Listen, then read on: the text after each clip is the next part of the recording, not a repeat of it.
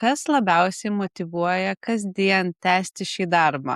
Net ir tada, kai tenka iš tikro susidurti su kritika ar, kitaip tariant, sudėtingais iššūkiais. Na, gerbiama Dalia, labiausiai motyvuoja konkretus žmonės ir jų istorijas. Kai išgirsti apie žmogų, kurios konsultacijas laukia kelis mėnesius, negali sauliaisti priemokos ar dėl būtinos paslaugos turi vykti į kitą Lietuvos kraštą, supranti, kad mūsų sprendimai nėra vien skaičiai ar įstatymų straipsniai, jie tiesiogiai veikia žmonių gyvenimą.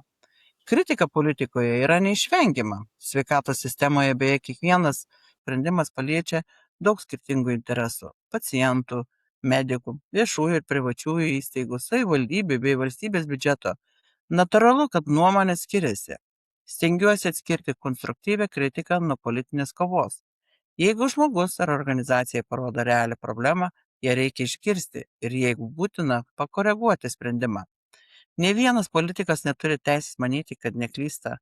Sudėtingos diskusijos negali tapti priežastimi nieko nekeisti.